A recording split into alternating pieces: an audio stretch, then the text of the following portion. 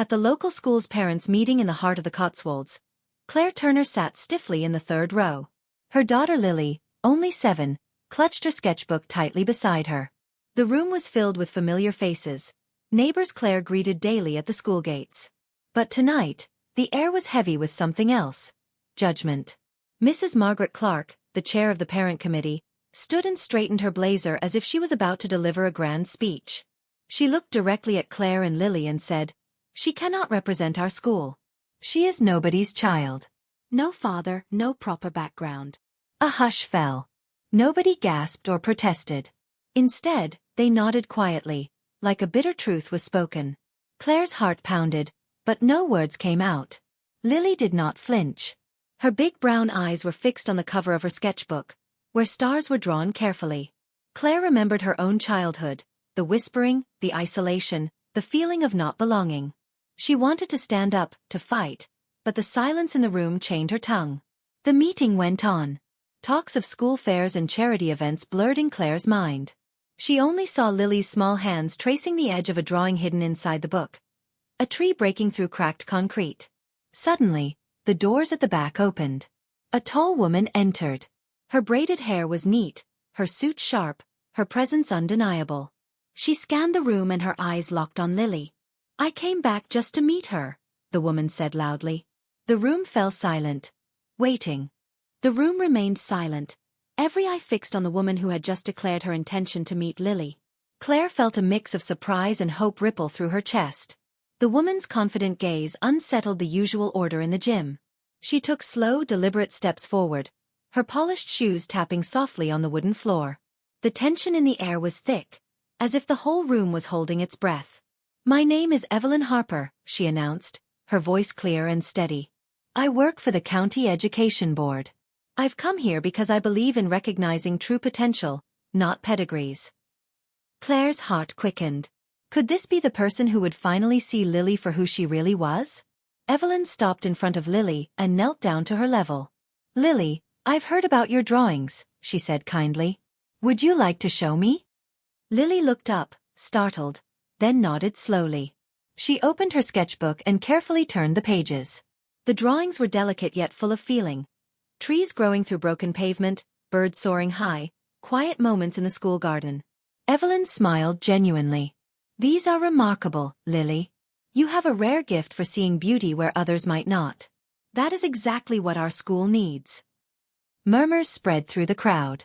Some faces softened, others still carried skepticism. Claire's eyes filled with tears. For the first time, someone was not judging her daughter by what she lacked but by what she offered. Mrs. Clark shifted uneasily in her seat but said nothing. Evelyn stood and addressed the room once more. "Lily Turner will represent our school at the upcoming art showcase. She will remind us all that strength and pride come from within, not from the names on our doors." The meeting ended shortly after, but Claire's mind raced. How would this change things? Could Lily finally belong?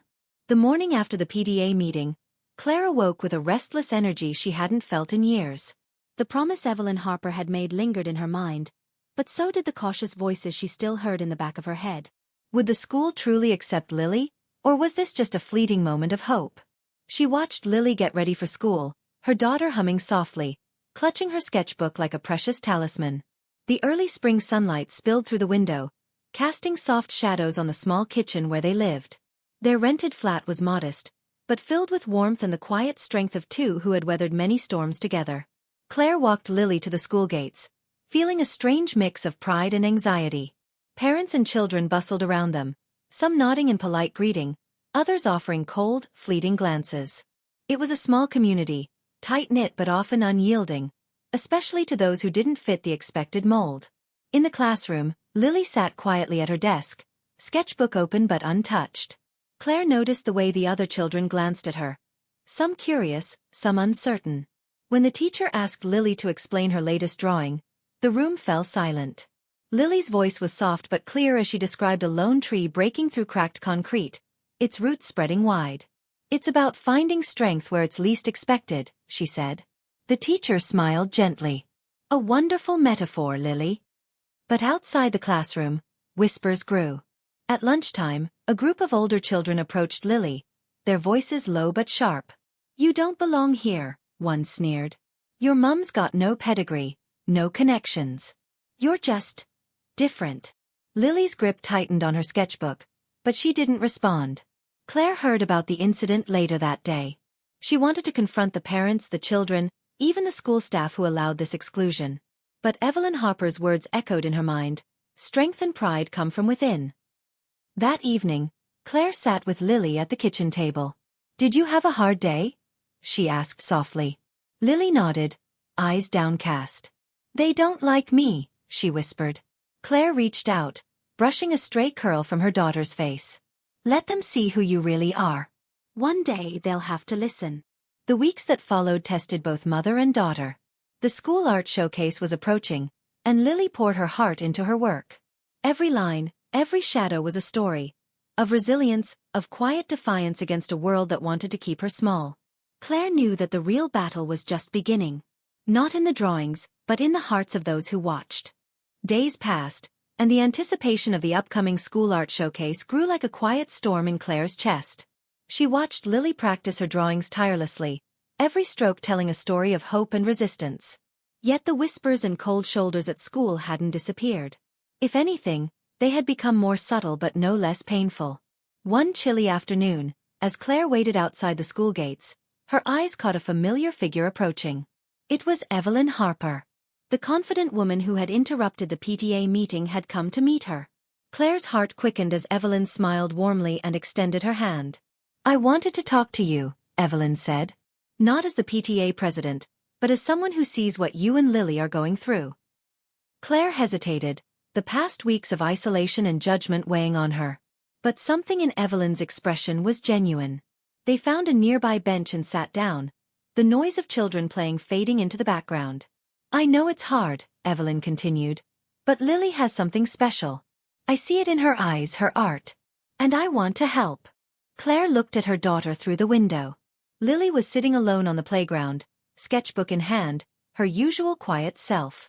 "How can you help?" Claire asked, her voice cautious but hopeful. "There's a local art competition next month," Evelyn explained. "It's open to all schools, and the winner gets a scholarship and the chance to exhibit their work in the town gallery. I want Lily to enter." Claire's breath caught. It was an opportunity but also a risk. The school community was already wary of Lily's presence. Would this make things better, or bring more scrutiny? Evelyn seemed to read her thoughts. Sometimes, the only way to change minds is to show them the truth they refuse to see. Claire nodded slowly. She felt a flicker of courage ignite inside her.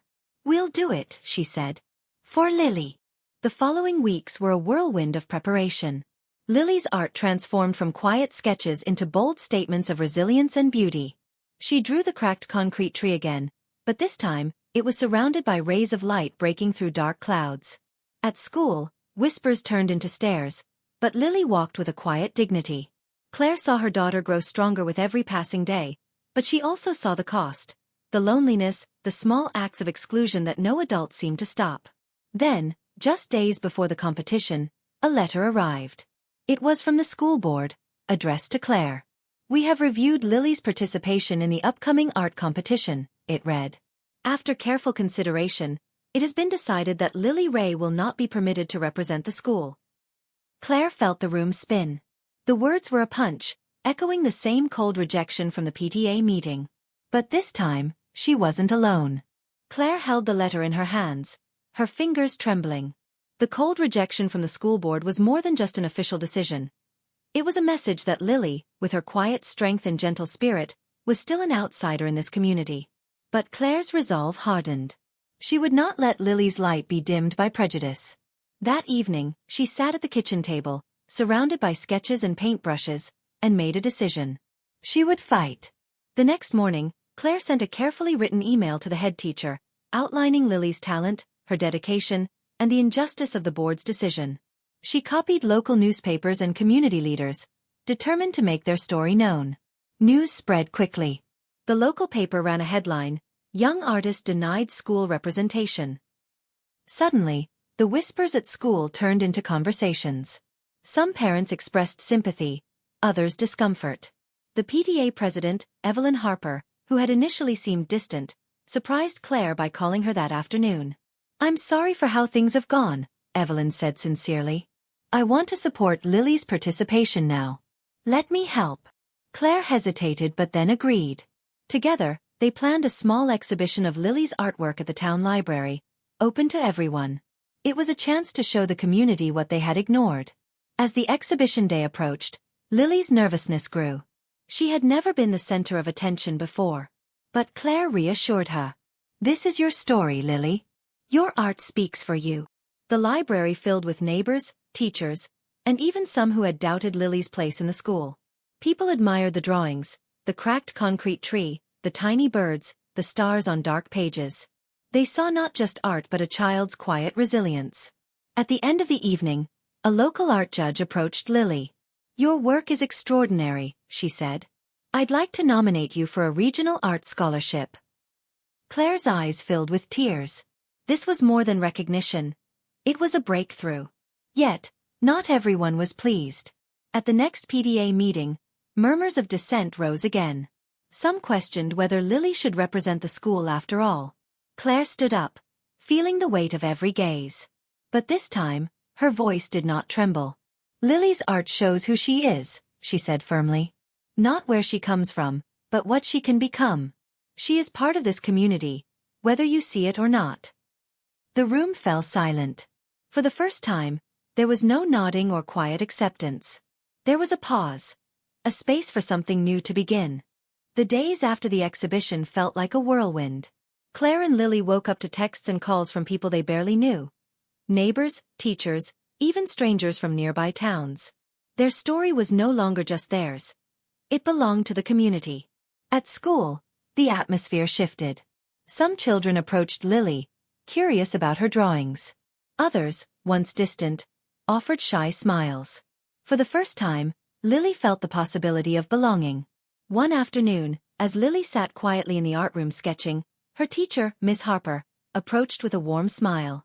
"Lily, I've been thinking," she said gently. "Would you like to help lead the art club next term? I think many students could learn from you." Lily's eyes lit up, but she hesitated. "Really? Me?" Miss Harper nodded. "Absolutely. Your art tells stories we all want to hear." Claire watched from the doorway, pride swelling in her chest. This was more than an invitation. It was acceptance. But the road wasn't free of obstacles. At the next school board meeting, Evelyn Harper stood up again, this time to defend Lily's role in the school. Yet, a few voices still raised concerns. The old biases were not easy to erase. Claire realized change required patience. She began organizing community workshops, inviting parents and children to explore art as a way to connect. One evening, as Claire and Lily set up for a workshop in the local community center, a stranger entered quietly.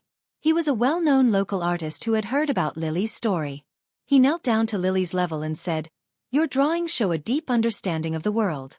I want to mentor you." Lily's shy smile was all the answer he needed. The days turned into weeks, and the small community began to shift. Walls built by suspicion and prejudice slowly gave way to bridges of understanding. Claire felt the weight of years of silence lifting. She had fought not just for Lily, but for every child who had ever felt invisible. And Lily? She was no longer just a quiet observer. She was becoming a voice, through her art, through her courage, and through the community that was finally learning to see her. Despite the growing support, shadows of doubt lingered beneath the surface. Not everyone in the community welcomed Lily's rise. Whispered conversations in school corridors and hushed comments at the playground reminded Claire that prejudice was not so easily defeated. One chilly afternoon, Claire received a letter slipped under her door. The handwriting was unfamiliar, the tone cold and warning. "They say some things are better left buried. Your daughter's place is not among those chosen to lead." Claire's hands trembled as she read the words. The fight was far from over. At the next PTA meeting, tensions ran high. Evelyn Harper spoke with veiled hostility, questioning whether Lily's achievements were genuine or simply the product of sympathy. Claire stood, her voice steady but fierce. "Lily's art speaks for itself. Her talent and determination are what this school needs, not the gatekeeping of outdated ideals." A few parents nodded, but others exchanged doubtful looks. Later, Lily returned home from school unusually quiet. When Claire asked, Lily hesitated before admitting that some children had mocked her, calling her a charity case. The words cut deeper than any letter or meeting could. Claire hugged her daughter tightly, vowing silently that she would shield her from the world's cruelty, but also prepare her to face it. As the days went on, Claire found strength she didn't know she had. She connected with other parents who shared her views, forming a quiet alliance of support. One evening, during a community event, a surprising ally appeared. Mr. James, a respected local businessman known for his traditional views. He publicly praised Lily's art and announced a donation to the school's art program in her name. The crowd shifted, the balance of power slowly tipping. Claire saw hope flicker again. Yet, the hardest battle was still ahead. Claire knew that true acceptance meant breaking down walls that had stood for generations. And for Lily, it meant finding the courage to be herself in a world that still tried to define her by what she lacked. The day of the school election arrived with a mix of anticipation and unease. The gymnasium buzzed with parents, teachers, and children, each waiting to witness the choice that would define their community's future. Claire held Lily's hand tightly, feeling the steady pulse of her daughter's nervous excitement. The previous months had been a roller coaster of hope and hardship, but now everything hinged on this moment. Lily stepped up to the podium, her sketchbook tucked under one arm. Her voice was soft but clear as she spoke about the power of creativity and kindness, about seeing beyond appearances, and about making the school a place where every child could belong. As she spoke, the room grew quiet, the earlier tensions melting away into a shared sense of possibility. When the votes were counted, the announcement came with a pause that felt like an eternity. Lily's name was called first. A wave of cheers broke out, louder than anyone expected. Parents who had been silent before now clapped with genuine pride. Some wiped away tears. Danica McCrae sat stunned, her carefully maintained composure cracked. Claire hugged her daughter, overwhelmed by a flood of emotions. Lily had won not because of who she was born to, but because of who she was. The stranger who had entered that first PTA meeting had been Mr. James. His support had shifted the tide, but it was Lily's courage and talent that had truly won the day. Later that evening, as they sat together by the fire, Claire looked at Lily and whispered, "You showed them all. You belong." Lily smiled, the dimple appearing as she concentrated, not on drawing this time, but on the bright future unfolding before her.